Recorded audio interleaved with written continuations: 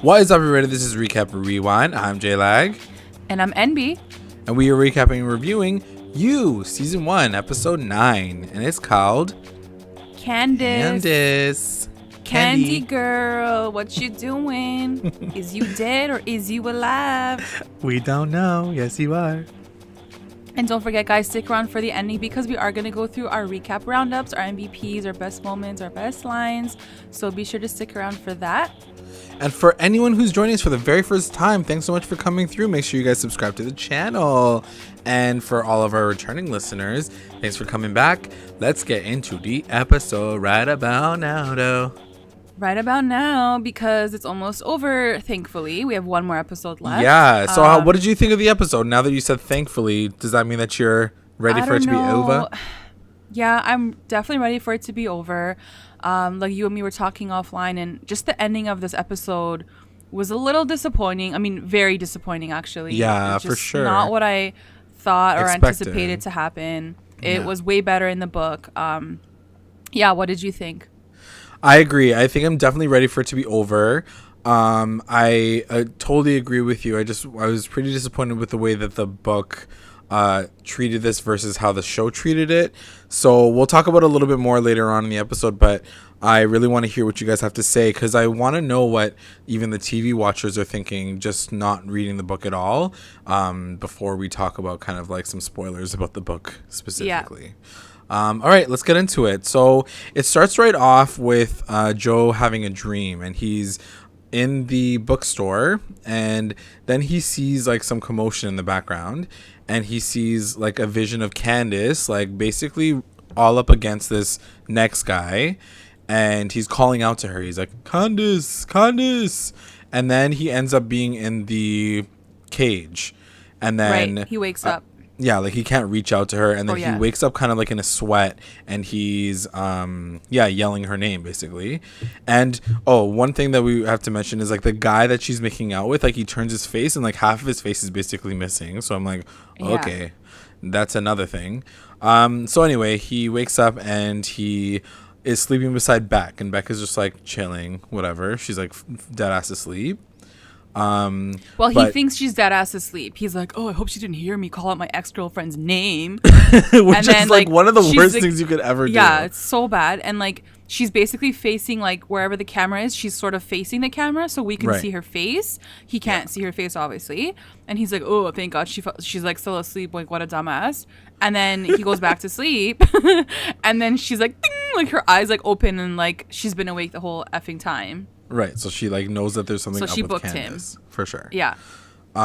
So then it cuts to them having breakfast, and even though it seems that they're having like a really good time, like she's happy again, she's obviously very suspicious since last episode because of what happened with her and Karen. So she starts kind of like low-key asking about like old relationships, and more specifically Candace, and she kind of plays dumb with him, and he's like, I know you know about what I had said yesterday, and I need to figure this out. And so she's kind of like tiptoeing around the whole situation. She's like, what happened to her? And he's trying to put it off by saying like, you know, don't worry about it, like we just broke up and I don't really want to talk about it. But then he also realizes like she's not going to give it up until he gives her like a proper answer. Right. So in this moment, he texts Dr. Nicky saying like, let's meet. I need to like get this woman out of my brain. Like, let's figure this out. Yeah. So then it cuts to therapy, and there's a few things you have to notice in this part of the episode. One is Dr. Nicky's on a pretty passionate phone call. He's like, I need to see you. I need to talk to you. And I don't get it though. Like, was he on the phone call like as Joe was in the session with him? Yeah, I think he like it's like it cuts to him just kind of like arguing in the hallway, and then he comes into the session. So, so Joe watches him. Yeah, and Joe watches him like go through that whole situation, and so then like that's something that you have to kind of note. And then essentially what Dr. Nicky says in this moment to Joe is, you got some unfinished business with your ex, and you have to deal with it. But he doesn't like give him like any proper advice. He doesn't say like contacted this person. I think he does suggest it, but Joe's like, I definitely cannot do that because she is dead now. So I don't think he gives him very constructive advice, but he's basically saying like you have to like figure out that situation before you can move forward. And then it cuts to a memory of Candace at like outside of a bar, and that's kind of the first time that he meets her. So what did you think of seeing this memory? Yeah, I don't know how I felt about, like, I didn't understand even why episode 9 was called Candace. I felt like they sort of gave us enough about him and Candace's history in the episode with Peach. Yeah, for sure. Like, and I didn't understand, why are we seeing them like for the first time meeting and like her by the like the van. I was like, but we already know where their relationship was at that point. We know where clearly, it goes like, too. where it's gonna go. Hopefully, like if you're not a book reader, you kind of anticipate where their story and how it's gonna end. So I just didn't understand why at this point in episode 9 they're taking us all the way back to like the beginning of Joe and Candace. It just didn't feel like it made sense. I don't think it was necessary. I totally agree. I think that we got enough during the Peach episode, and just seeing this whole like flush through of what happened with Candace, like it definitely was like a time filler for me, at least, just seeing that whole situation. And it's funny because I thought that I was going to really enjoy it, because we don't get those moments in the book. You don't get a lot of those flashbacks, but I think it's just because we already got that from the Peach episode, and we don't, and I know this sounds kind of bad, so like don't take this too much heart, but I just think that, you know, we don't know exactly what happens to Candace even at the end of this episode. So like, and by exactly I mean like, does he like hit her over the head with the book? Like, does he kill her? Like, how does he kill her? Like, what does he do with the body? Like, we don't get that information. So we essentially we stop at the exact same point that we stopped at in the Peach episode, where he like is holding the gun and he's about to like hit her, and then we're like, oh, okay, like he like freaking murders her. Yeah. So I really don't think that we got any extra context other than you know, Beck kind of going spiraling and trying to figure out more information about Candace in this episode, which which I don't think even happens in the book. Like, I don't think she goes on this like freaking super sleuth like private investigator situation either. No, she doesn't, because like you were mentioning too, as we were talking about it, like the technology isn't as big in the book. It is obviously still there. There's emails and stuff like that, but they refer to Instagram, I think, a lot more in the show. I don't think Instagram was even in the book. I feel like it wasn't mentioned. Maybe it was. No. Yeah, I don't know. Yeah, maybe it wasn't. But so yeah, she definitely uses technology way more in the show for sure. Yeah. So anyway, so they leave that kind of off, and then while that's all happening with him at the therapist, Beck is having lunch with Annika and Lynn, or having a coffee date, and Beck is just complaining about Candace and how she's pretty much threatened about her being around and her kind of still like in his life and as a memory, as an ex. And she's like, I don't know, is he cheating on me with her? Like, I don't know what's going on.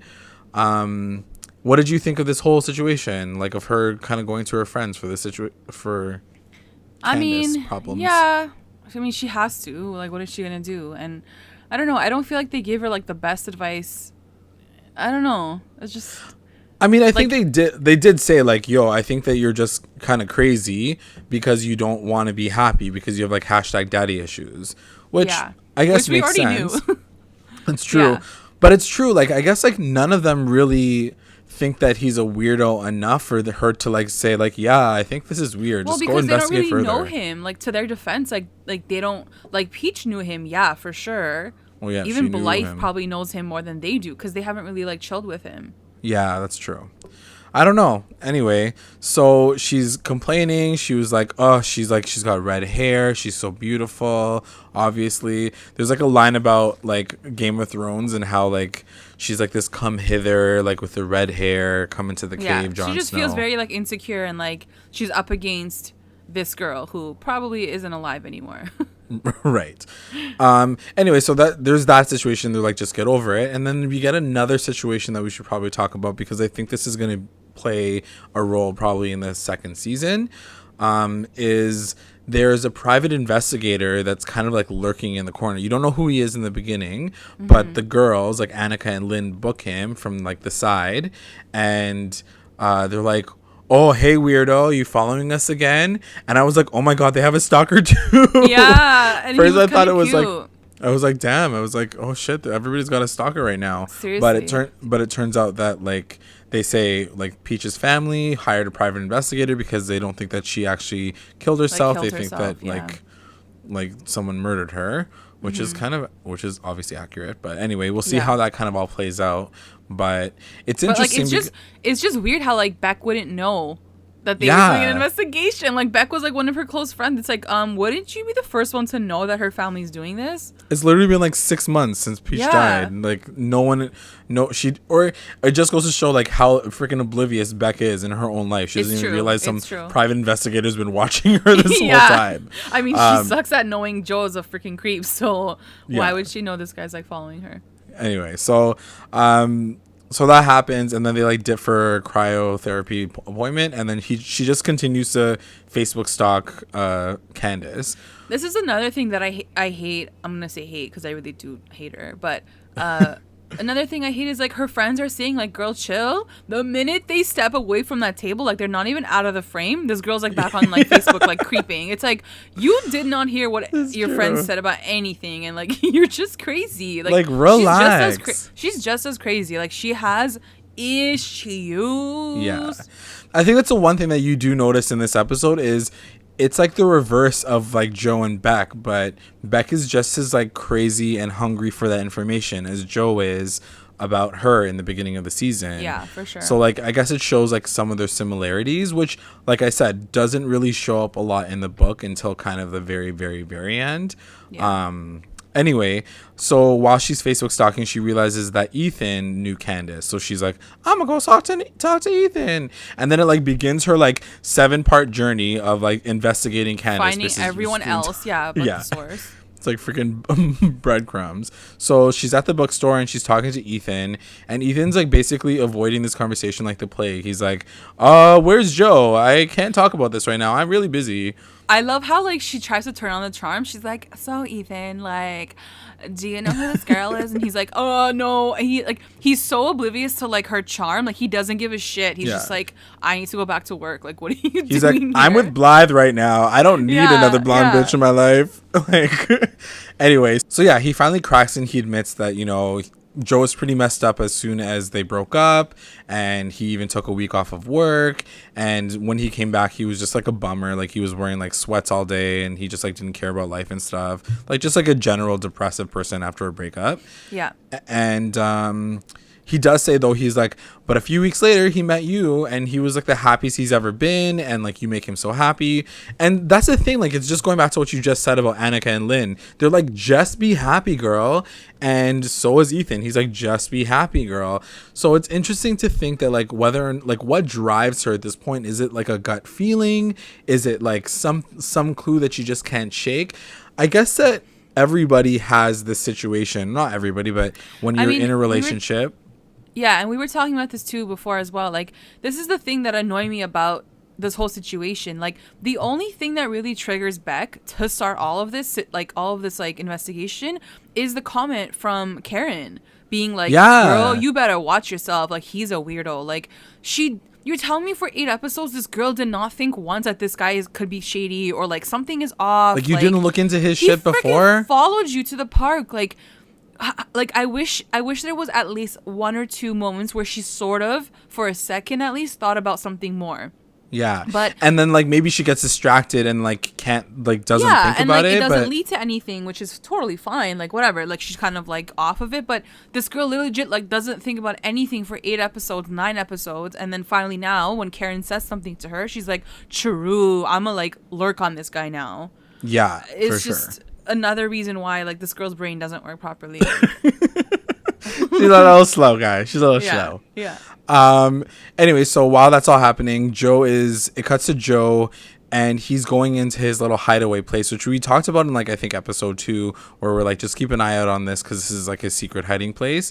Like I think we also said in the book, it's not in the like top ceiling of his room. It's like in a hole in a wall in the book. Mm-hmm. Anyway, it just kind of plays out differently, which we'll talk about later. But Anyway, he pulls out the Wuthering Heights book that he gave to Candace, and like a memory kind of starts to trigger, and he kind of sees himself giving it to her while he's wearing like a Santa hat and like it's for Christmas, and she opens it and she's like super happy. And while this memory is going on, he's also in the present time taking that book and he's unbinding it and rebinding it to like a new book. And then you realize that the first page says like, love, I love you forever, like love Joe, like He to gave it Candace. Yeah. Yeah, so he cuts out that one page and then he rebinds like the rest of the book to like the cover that he just pulled off of Candace's book. And then you realize that the entire book itself is like ripped to shreds. And I'm like, all right, well, they're probably gonna have to explain that shit later. Yeah. And as he's like remembering all these moments, so like first it starts with the Christmas and she's like super happy, and then it starts to kind of like show all the like these little things in the relationship where she puts the phone down and she's like, oh, that's just my brother. And then it cuts to like him realizing that it's not the brother, it's this guy named Elijah, and he's like, this guy's gonna try to fuck you, so you better like be careful. And she's like, it's all business, don't worry about it. And so like it just kind of shows the fact that he was crazy even from time, like with Candace. Yeah. And just like the beginning, right? Like the beginning of the sketchy period where she starts acting weird with him, like she does. Like she's constantly texting, she's on her phone, she's not showing her phone. So I mean, like he was sort of right. Like she is being shady. Yeah, she's a shady biatch. So he follows her to wherever she's going, and he sees her cross the street and go into this guy's car, and she starts freaking like making out with him so hard. It's not even just like, I'm gonna kiss you and then let's drive away. D so fast. Like literally started having sex, and there's like literally people just across the street. His light was on, like his car light was on. Like turn the light off, guys. Like at least turn the light off, weirdo. So weird. So anyway, then you realize that like Joe like obviously has cheating issues from time. Yeah. And that kind of probably screwed him up even more. So then it cuts back to Beck, and Beck is like literally like, guys, this entire episode is her like freaking stalking on Facebook. So she's still stalking Candace's like feed, and she finds a picture of her with a girl named Maddie. And if you don't remember, Maddie's from, I think it's episode 2, when she goes to Peach's party and like bumps into this mutual friend, I guess, that Joe would have. Yeah. Maddie. So she ends up like finding her, and then she finds out where she's working, and then she goes to like talk to her. So she goes to this brewery where Maddie works, and she's like, oh, so don't you guys have like a mutual friend? Like, who's Candace? And like Maddie basically like spills all the tea and Maddie was like, oh yeah, true, my friend Candace. I was like, girl, at the party you were like all on Candace, like talking about her and like how she was missing and how Joe was so sketch. How come all of a sudden in this episode she's like, oh yeah. She's like, yeah, she went to Italy. She's good now. Like, she's fine. It just felt so inconsistent. What? Like, I was like, one episode you're like worried about your friend, and this one you're like, you forgot who Candace was. I don't think that they needed to get her to go through so many freaking layers to understand like what the context of the situation is, because she goes like even deeper. She like finds out about Elijah, then she finds out about like the brother. Like, it's just so many extra things, and she has like one. Anyway, so she has this conversation, and Maddie just, it seems like a Pokemon story. Like she literally like asks every single person. Yeah, so totally. She talks to Maddie. She gets some information about the fact that Candace doesn't have any family except for her twin brother. But the twin brother is obviously like in a psych ward, which is like, how convenient. So she's like, oh, true. Okay. Like, what psych ward? She just gets all that information. And then Beck keeps digging. So then it cuts to another shot. It's like a freaking montage of her on a computer. And she looks up Elijah.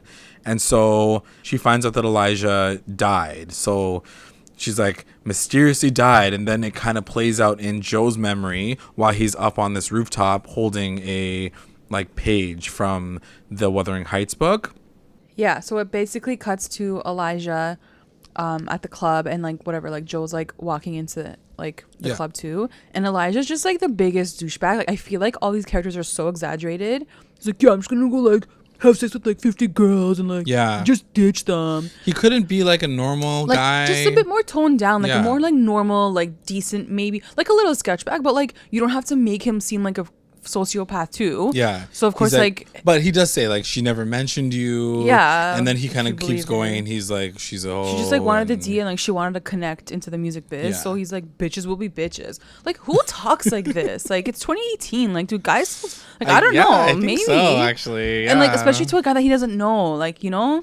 Like so here's and some random like shady the guy coming up to boyfriend, him. true. Like yeah. you're like, yo, bitches be bitches. Yeah. Like so then of course like Joe kills him. Like he gets so pissed off that he just like pushes him off the building. Yeah. And I think Elijah is his first kill, right? I think that's kind of what's is that what explained in the story as it all kind of goes.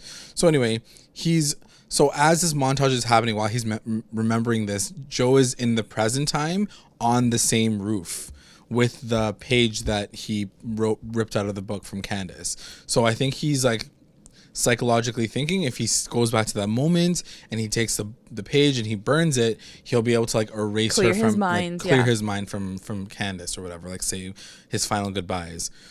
Like little do we know, it's like because he has like all her shit in his fucking bathroom. Anyway, whatever. So he burns the page and then that's it.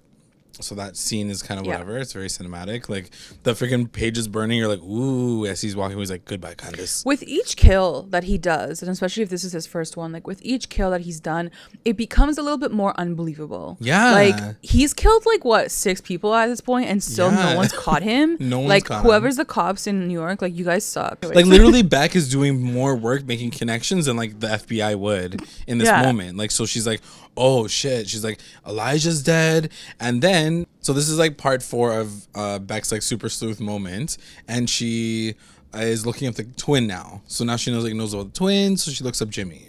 So she finds out like where he is, and I think find out that he is in like a psych ward, right? Yeah.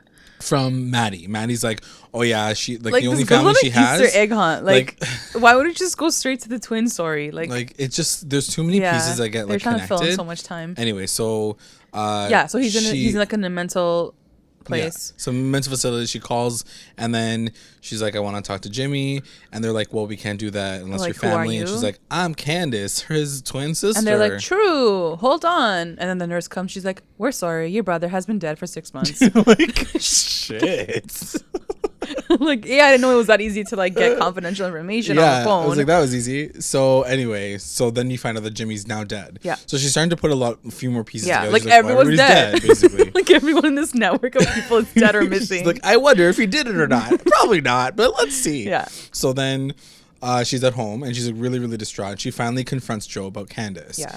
And she's like, what Here's happened to moment. her? Yeah, big it's a moment pretty for big Beck. moment. She's standing like, up for herself. Out. Yeah. She's like, listen. Tell me right now. I want to know everything. Exactly. Where the F is this girl? Why is she just like erased off the planet? Like, what's going on? This is really weird. And he's like, honestly, I don't know why you're so crazy. Yeah. She like left my life, and like everybody that like died, you're talking about Jimmy was a psycho. He's like, I know nothing about Elijah. Like he pretends like that he knows nothing about him, and psychopath.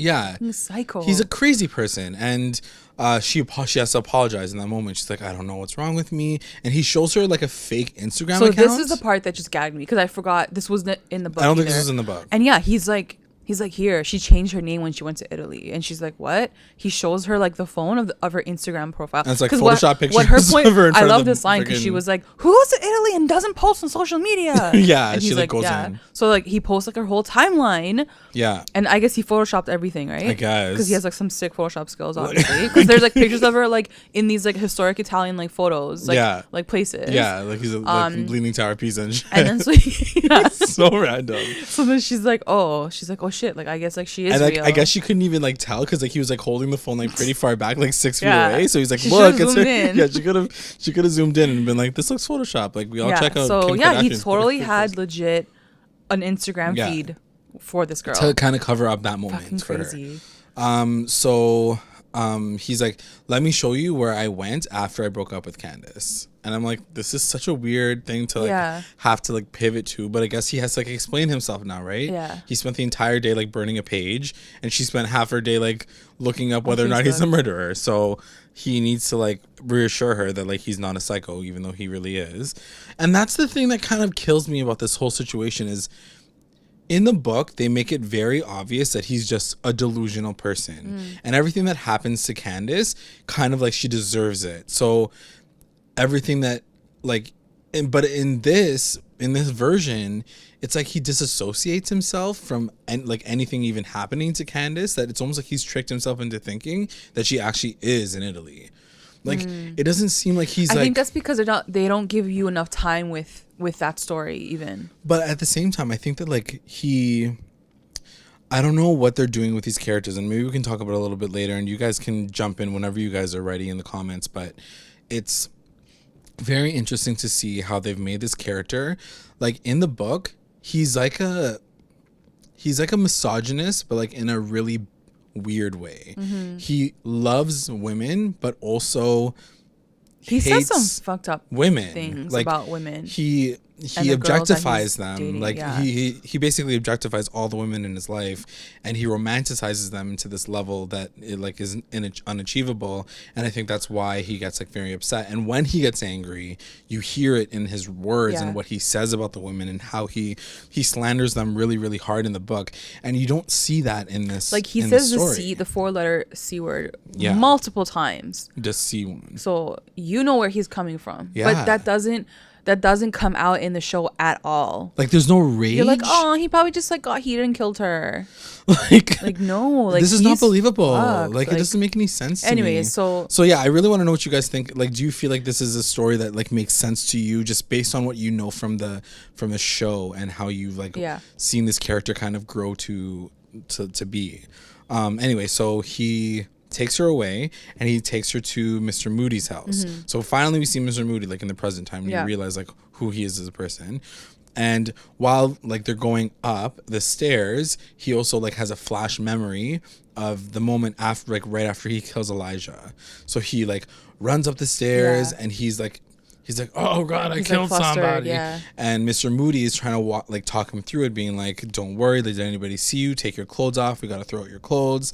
And so you kind of realize that Mr. Moody, which I guess was kind of implied in like the way that Joe talks about him, he wasn't like the best freaking like. No, he's like a psychopath too. Yeah, obviously. He's crazy. So he says like, you know, some people die. Sometimes you just have to keep living.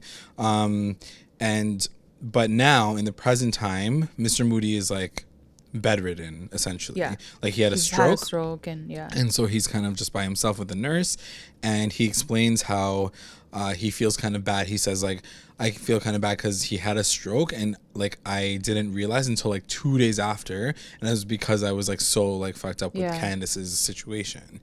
And Beck just essentially feels really sorry for him in this moment. And I mean, he's really convincing. He's taking her into a big part of his life. So like she's probably like, yes. Like this is the reason why he's the way he is or whatever. Yeah. But anyways, let's get through it. And then as they're leaving, she gets another text message, and we don't see the screen, but like he notices that it's from like the Mr. Fox, the Fox emoji. And so he's like, oh, you're like, your girl from like Brown is texting you. And she kind of gets confused, and then she realizes that she caught herself in a lie. And then she's like, she's like trying to move in or like move to New York or something sometime soon. And then he like, as he's walking away, he's like, I looked into this. There is no Emily girl. Brown or whatever, Emily from Brown. And so then he's like, right before he drops her off, he's like, I need to go to the bookstore and just like figure something out, because like an alarm just went off. So she goes inside to like shave her legs, and then he goes to the bookstore to like grab a gun from like underneath the thing, and he follows Dr. Nicky like as he's like leaving to go home, and he pretends to mug him. So he like holds him at gunpoint, and he steals his phone. He's like unlock the phone. Yeah. So he gets him to unlock the phone, and then he's like, thanks. He checks his like messages, and it's like back, and he's like, this fucking bad. Yeah, his recent calls. So like in this moment, he's also like looking at all the text messages and seeing like that there are messages of them they're naked on their bed. Yeah, like, making out. He sees their like whole history. Yeah, and he's like, you made out like on my bed, the one that I helped you make. First of all, this man is having an affair. Why would he keep all those messages? Yeah. Like, people don't know how to be shady. Like, people don't know how to be. You know what I mean? Like he's the one who has something to lose, not her. Like he has a whole he has a family. You know, he's her therapist. Why wouldn't you be deleting those photos and those messages? Yeah. Like you're just sitting on his phone. So the one thing that I wanted to ask you guys as an audience, listeners, is was anyone gagged by the reveal that Dr. Nicky was sleeping with Beck? Because we knew, yeah. But I would love to know, like, true. did it all make sense to you? Because I was watching with my boyfriend. He was like, what the fuck? He was so confused. Yeah. He was like, where's the connection? It didn't there was really... no middle connection. And I think they're missing that big chunk of the viewers getting a bigger hint. Yeah. I think at their thing, like their relationship. Yeah. Because you see Joe and he hears the audio clips on his computer, but that's not enough. Like that was just them talking, right? And we know that it does play out differently in the book. But we can talk about that a little bit later as well. So anyway, we found out this reveal. And also I wanted to ask, like, did anybody care? Did anybody even really care at this point whether or not he was sleeping with, like, Beck? Like, at this point in time, was, like, Nicky even relevant enough in the story for you to be like, oh, it was him? Like, it literally could have been anybody at that point. Like, why did it have to be Dr. Nicky? Like, why did it matter? And so he decides to not kill Dr. Nicky in this moment. He, like, leaves him. Mm-hmm. And this was a part that I didn't really understand. Even in the book, I didn't understand why this happened. Like, he's so enraged in these moments when he finds these things out. What part of it stops him from doing that? Well, he hears Beck's voice, and she's like, I know you're not capable of this. You're not a killer.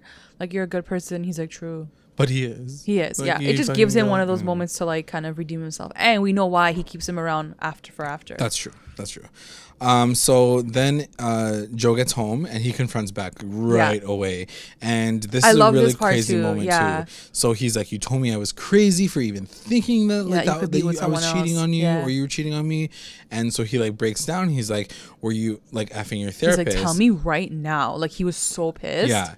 And, like, there's this, like, Chilling Adventures of Sabrina, like, filter going on the screen. Is everyone doing this? Where it's tripping me out. I guess it's, like, just showing, like, in his mind he's, like, going kind of crazy, and so, like, he's, like, getting really emotional.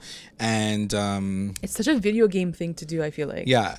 I wrote down, like, do we want to see these human emotions from Joe at this point in time? No, just end this damn show. Like, we already know where he's gonna go. We already know what his state of mind is. Right. He's pissed, and he has every right to be pissed in this moment, for sure. Right. She's cheating on him. I mean, like, that's fucked up. That's huge, yeah. Yeah. So he confronts her. And she does admit it in that moment too. She's like, yes, I did. She's like, I did, but it's over now. And she's like, I never loved anybody like the way that I've loved you. She's like, I didn't think I deserved your love. Yeah, like that I can have this and keep this love. So, like, I effed it up. So, like, in that moment too, like, this is not, first of all, this is valid, but this is not the excuse that she gives in the book at all. Like, you really see a completely different Beck in this story, and this part of the story really changed it up for me. And I don't know how I feel about it. I don't think I like it, to be honest. I think that it makes her a little bit more human. But there are people who are selfish. There are people who do stupid things without even really having to explain all those things. And in this moment, yes, she had to explain herself, but did she really feel those things? If she did, then she wouldn't have done what she did. I don't know. I guess it makes sense in this iteration of the story, but in the book, the way that it plays out makes a lot more I don't think there's a good way of explaining why you cheated on someone. That's true. That's fair enough. So either way, she's a shitty person. True. So anyway, he forgives her. He's like, you love me? Yeah, he's like, you love me too? And he starts to cry. And, like, it's almost like Penn Badgley has a really good moment. He has this moment he was really good in. He, like, starts to smile, and he almost looks like a little kid, like, the way he smiles. Because it's almost like so desperate. He needs, like, the love. And you can tell that it comes from a very dark place where he, like, was abandoned by his parents. And, you know, like, he really pulled that, like, little tiny part of Joe's history to tell this part of the story. So big ups on him to, like, make his cycle look like normal. But so it goes to the next morning. So they had a great night together, whatever. They had sex probably. And he wakes up and he, like, goes to get breakfast. Yeah. And so he's like, what do you want? Waffles? I was like, an egg muffin from McDonald's. But, like, also, like, who gets waffles from, like, like, takeout? Like, no one gets, like, takeout waffles. Like, fuck. Who knows what they do over there? So anyway, while he's leaving, like, Beck is, like, making the bed. She's, like, so lit. She texts her friend. She's like, oh my god, I love him. So lit. Yeah. And there's a knock on the door, and it's fucking Paco. Yeah. I hope this is the last guys, I hope this is the last time we freaking see Paco. I cannot deal with him. And so he's like, is Joe here? And she's like, no. Yeah, he's being all like freaking like. He's like being like a loser. Yeah. Basically, it's like, hey, Beck, is Joe, and his voice is like more like higher. I feel like. So he's hey, like, Beck, is Joe here? She's like, hey, Paco, no, he just left. He's like, good. He's like, here's my book. Give him back his book. I don't want it. And we're breaking up. He like literally breaks up with Joe. And Beck's like, okay. Yeah. He's like, yeah, I forgot about it because it was like in my hiding spot. Yeah, that Joe told me about. That Joe like taught me to hide things above the toilet in the bathroom. So you should go look at the one in his bathroom. Literally, guys. This is the only reason why Paco existed. Like, I'm so angry if this is literally the reason why Paco exists. So, and like, it just shows you how fucking dumb this girl is. That her only saving moment was because of an 8-year-old. Like, after all the characters have been in the show that she's had to talk to, that she's been investigating. Yeah. She called a mental asylum and like talked to the nurse. Yeah. An 8-year-old kid literally like showed her the way out. She's like, true. She's like, yo, true. I'm gonna think more like you. Because up till now, I've been thinking like a 6-year-old. Now we didn't think like an 8-year-old. Like I think an 8-year-old. Like, I can't. I don't. Anyway, you know how I feel about Paco. Everybody who's been listening to our podcast knows how much I hated his story. Yeah. And if this is really the reason why he was in it this whole time, I can't believe it. So she closes the door. Yes. And then she's like, cool, I'm going to put this book on the side. And then she's like, I'm going to go to the bathroom right now. Right now. Yeah. She's like, and then she's like on the toilet. She's still not thinking to like go look. Yeah, she's still like, I got to go to pee. And she's like, where are my waffles at? Yeah. And like, she's like getting all excited. He's like, I'll be back in 5 minutes. If he told me that, I'd be like running to the damn like thing to look. Well, she just thought it was playful because she's like, we sure. good. For sure. I just like told all my teeth last night. We're like, we're fine. Yeah. And so she like goes up there and she like lurks and like she's smiling the entire time. She's not like in a more diabolical mood. She's so excited. She's like, ooh, I'm gonna find some kinky toys up in here. And we're gonna do it. I was like, girl, you better get ready for this. you gotta sit down. Your life's about to turn around. So she finds this big box and she's like smiling. And I do have to love how like he didn't place it, like she lifted up the ceiling thing and like it wasn't just like sitting right there, like she had to like dig for it too. Yeah, she's reach hard. And so she grabs this box. It. She's still smiling though. She's like, oh my God, she's like, oh, it's like some dildos up in there. Yeah, like she's excited. She's really excited. So she opens it up and then she was like, what the F? And then it like cuts a commercial and then it goes to the next scene and the music like completely changes. Yeah, it was such a weird. And so she finds her broken ass phone, which I didn't understand. Like, why did you keep a broken phone? Like, it wouldn't have done nothing. Mean? Like he smashes her phone, right? The screen, but he kept it anyway. Well, I think he can still open it, no? I don't know. Anyway, she finds her phone and she keeps having these memories of things that are in the box. So she finds like her shirt that she was looking for her in lost like episode shirts, 1. Her panties were in there. A tampon. Yo, don't even mention that. It's like I couldn't have my lunch today. It was so gross. So it was bloody. Yeah. Like I think in the book it's like at least in a Ziploc bag. Yeah, in this one it was literally just laying out there. But this one she was like, ew. Like even she grabbed it and she was like, oh, that's mine. Like how would you even know it's yours? It's so gross. So like then she also finds Benji's phone and then she finds Peach's phone. Oh, Peach's phone. Oh. Yeah, and then it cuts to these memories and like her reaction, and I want to know how you guys would react in this moment because I think I would She's like, where's the dildos? She's still looking. She's still looking. She's like, oh, interesting.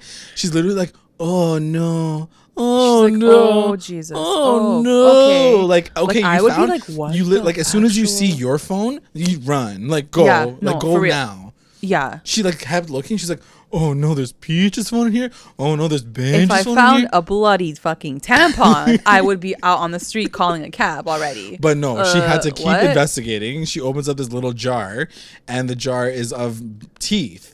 Which I didn't really know what it was because it happened so fast. Because then she drops it and it shatters everywhere. But I'm just clarifying that this is Benji's teeth, right? That he had to pull out of the fire once he burned his body. Yeah. Because I think he was going to say, he's like, I need to pull out the teeth. No, you're right, because then they could test it. The dental records or whatever. So anyway, which is also weird. Like, you can throw those into the water. Like, you don't have to keep teeth. But he's a sociopath, right? Like, killers keep, like, trophies, right? Right. And also she finds like Candace's necklace in there too. Which I'm like, she literally did zoom in every single Instagram account. Yeah, like it cuts back to like a video of like Candace's or like a photo. I was like, okay. Like I didn't even notice that shit. She like tagged her necklace in the picture. Yeah. My necklace. So anyway, as it shatters, he comes back inside of the place, of course, perfect timing. Yeah.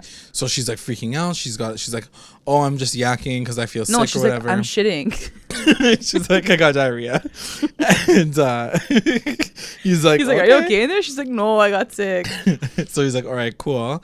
And then she's like freaking out. So as she's sweeping that shit up, she's like the worst person. Like she can't clean anything up properly. So she, like, as we can see, she has a worse work ethic like, at the bookstore. Flush, put the faucet on, like put the shower on, like just say I'm taking a shower. But I guess she's like frazzled, like fine. Yeah, I get it, but like so she tries to pick up all the teeth. Yeah, so she cuts her finger. And she cuts her finger open. And so then she closes the door. She's like, oh, you know what? I'm just going to go like get some more milk. I'm going to dip. And he notices that her finger's cut. So then he's like, let me put like a Band-Aid on it. And as he goes to the bathroom, she like sits in the living room. She did the worst cleanup job ever. Worst cleanup job ever. And literally like she had like 30 seconds to be like, run, like literally like zip. The minute he started walking to the bathroom, she should have just opened the door and left. Like, you don't have to give him an excuse. You don't have to say like, oh, by the way, like, of course my not. head hurts, I gotta go. She could just be like, I heard a knock at the door, bye. Like, literally gone. run, bitch, run. So he goes all the way into the bathroom. He gets the Band-Aid. He sees the broken glass on the floor. Right. So that right away he knows that like she found the thing. Yeah. He looks at the top. It's like open. So, girl, like I can't with you. Like I fucking can't with you.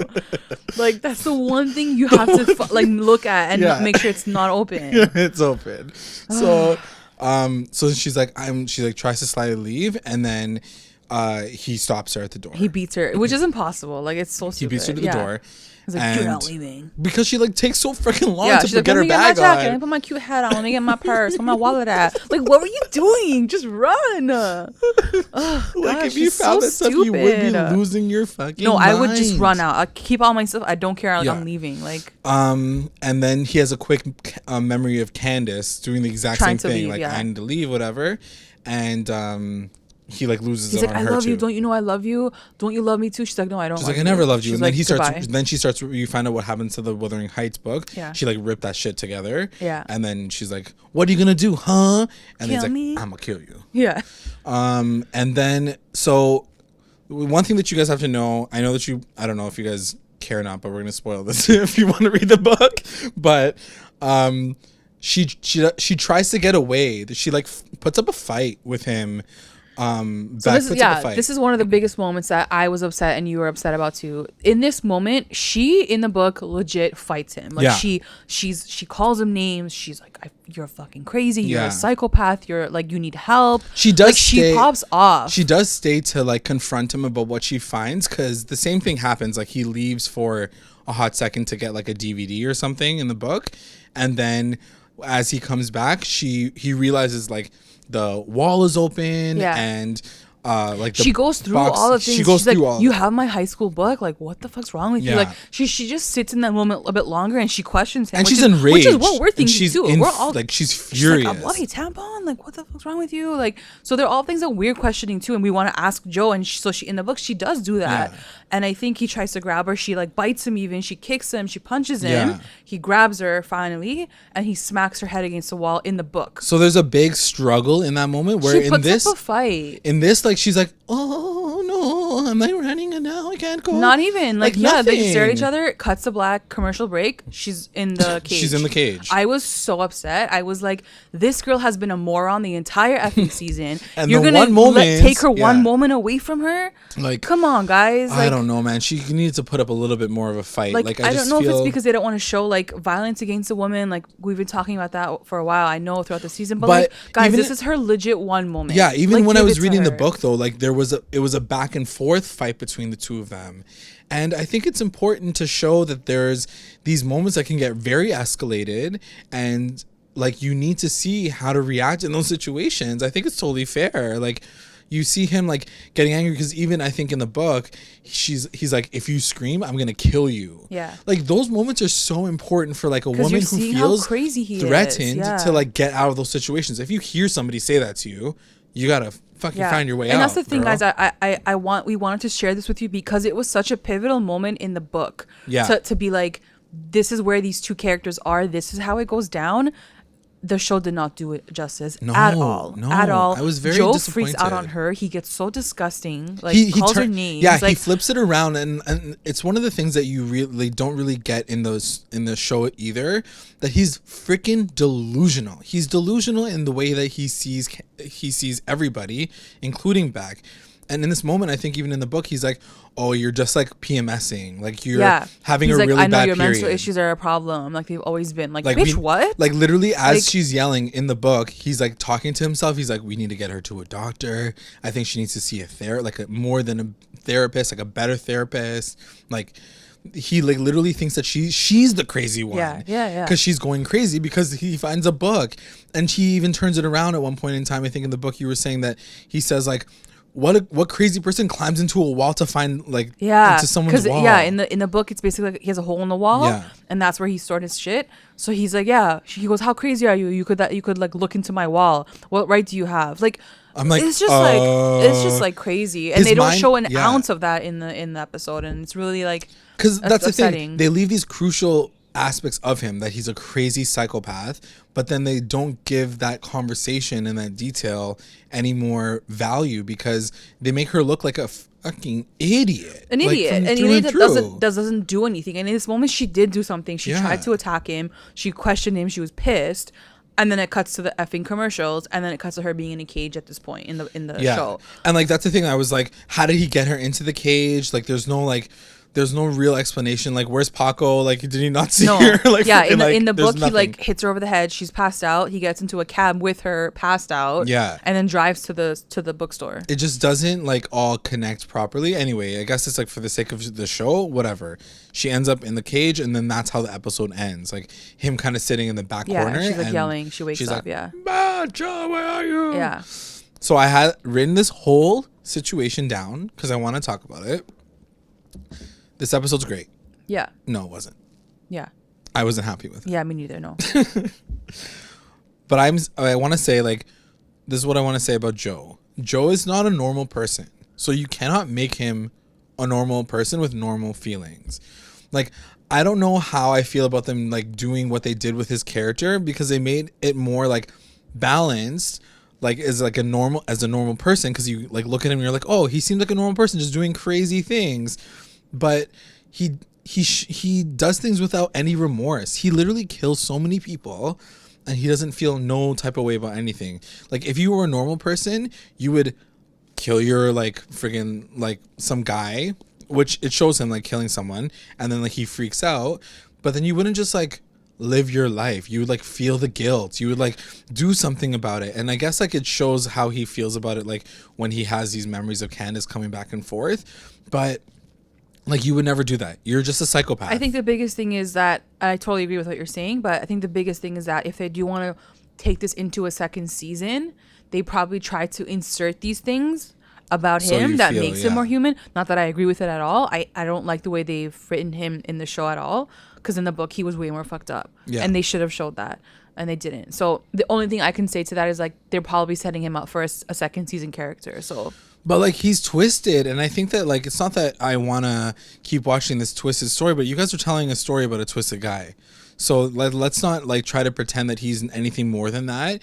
If we want to watch this as viewers to watch a show about a freaking psychopath, then let's watch a show about a freaking psychopath. Don't give him this backstory that he's like a human being who has feeling and his parents abandoned him and like his girlfriend was cheating on him, so he had no choice but to kill everybody. Like it doesn't make any sense as to why you would go to that level to kill someone. I think it's good to see sometimes the contrast. I think it's fair that they gave him a little bit of that, but then when you take out her side completely from the book, then there's nothing. It's just him. It's just him. There's nothing for her, and that's not fair to her character. Yeah, and I don't agree with that. And I almost feel like they were trying to do they were trying to protect her character and her personality and saying like, oh, she was innocent in all this, like she had no she was innocent, but no, she wasn't. And I don't think that anybody who's innocent would be with Joe. Like something's just happened in people's lives, and he pushes people away, they get fucked up. Like I don't know, they were trying to protect her too much, and I almost feel like it ended up becoming the opposite end of things. You know, like they made her end up like looking even more flawed than she was in the book. Yeah. So I don't know. Not really happy with it. Let's see what happens next week, and then we can finally finally conclude it. Conclude it all. But I really want to know what you guys thought about this episode. Are we crazy? Are we putting too much pressure on the book versus the show? Like, were you guys like completely enjoying how these characters were built, or do you feel like there's a lot of holes that don't make any sense? If they know what happened in the book, like what we just said to how Beck did react, there's no way they'd be okay with it, because it's just so unfair to make her character do shit all. Yeah, that's just like you're cheating someone of their story. She's like you can't do that. Powerless in this moment. I don't completely think that's powerless, fair. and she looks dumb. Like I know she's dumb. I've been saying it, but like not in this moment. She was acting fine in the book. But and I know you mentioned too, like you were saying, like it's a Lifetime show, so you don't want to show the violence. We don't see like, you know, Peach getting killed and all this other stuff. But it is a violent show. Don't tell this story. Don't tell this story. If you can't go all the way there, do not tell this story. Don't tell this story. Because now I feel like you're cheating. Like you're halfway. Not the right you're way half-ass to do it. doing it. Yeah. He's doing dark and twisted shit. He's literally killing people. But you're not showing that emotion, the passion, the violence that goes along with this story. Yeah. He's a murderer, and she needs to fight her way out of this situation. And you didn't give her that option. And I don't think that was fair. Okay. All right. Let's get into our recap roundups. Best moment. My best moment is gonna go to the ending when she confronts him about like whatever he finds out about the box and stuff. Right. I mean, obviously it wasn't my like best moment in terms of the way that the producers kind of mapped it out. It still was a good moment. Lead up. Fair enough. We had to see it, and it was high stakes. Like, high stakes. Yeah. You're whatever. Yeah. So whatever. Even though she's like, "Ooh, this box looks great." Yeah. My best moment is when Joe confronts Beck and says like, are you lying to me? Did you fuck your he therapist? was his acting was on point. His acting was really, really good, and I think it's a conversation that, you know, people I guess who get cheated on, like they have that conversation, and it's like really, really just as emotional as they kind of portrayed it, and I really enjoyed like I said, his acting in this moment too, for sure. WTF moment. My WTF moment was Joe setting up the fake Instagram account for Candace, because I was just so shook. I was like, oh, what the hell? Like he actually went to this length and did that. Such a random thing to do. So gross. Sure. It's so cringe. Like it's like, you do see, like, even in the book, he does a lot of things to cover up his tracks, like social media wise. He does the same thing with Beck later.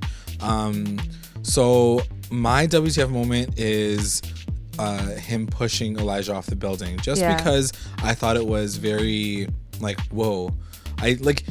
There was no real reason. You knew it was gonna happen. I knew it was gonna happen, but I think that even watching the show, like you could have easily walked away from that moment. Like he apologized to you. Mm-hmm. That turns you into cold-blooded killer. Like you, for sure. Like there was no real reason for him other than blind rage to like push him off the building, and then for him to turn around and be like, "Oh no, Mr. Mooney, I killed some guy," and then for him not to feel the guilt, the insurmountable amount of guilt that a normal person would feel, like just solidifies that he's a psychopath. And I don't know, it just didn't translate by the end of the show. So anyway, it was a WTF moment for me just to see him like get there in that moment, for sure. MVP. My MVP is gonna go to Paco. I know you're gonna hate me for this, but I have to give it to the kid just because I think he was the MVP. He did kind of hint at the ceiling tile, and it did start off that whole chain of things for her. So I have to say, the biggest shaker of the episode was Paco. The biggest shaker of the episode. I'm gonna say it. My MVP is Annika and Lynn, because they were literally my favorite characters of the entire episode. There was nobody in this episode that I liked. Nobody I feel like came through. Even Beck with her sleuthing was way too late in this show. Yeah, that's true. Like literally Annika and Lynn, go get your cryotherapy, because you guys need to get away from the storyline for real. LVP. My LVP is gonna go to Candace's friends, because you clearly don't have good friends. You legit disappeared from the face of the earth, and your friends did not inquire about your disappearance. No one looked into it. No one tried to find you in Italy. Your friends suck. Number 2 LVP is the editors of the show, because the way they edited that last sequence with Beck and Joe was horrendous. Yeah. You guys totally watched that ending. The ending could have been so good. It was cool because like they were showing like the moments with Candace and Joe, and then like Beck and Joe, and I'm like, ooh, this is gonna get so good, and then nothing happens. Nothing happens. Once again, nothing so happens. I hated the editing of that whole sequence. Yeah, because it built you up to nothing. Yeah, basically. like it could have been a sick like ending with Candace's like whole story kind of overlapping with Beck's, and it wasn't that at all. It just did not do that though. Yeah. My LVP is going to the production as well. It's to the writers who created Paco. So yeah, unlike you, I think that Paco's character, if that was literally all his purpose was in the story, was to screw over Joe, we really did not need him. We did not need him. We did not need his mom. We did not need like that story with Ron, whatever the fuck his name was. Like that whole thing was pointless and with like capital P. She could have found out another way. It didn't have to. Everything could have happened a different way, Yeah. and like I just felt like that just ate up a lot of time.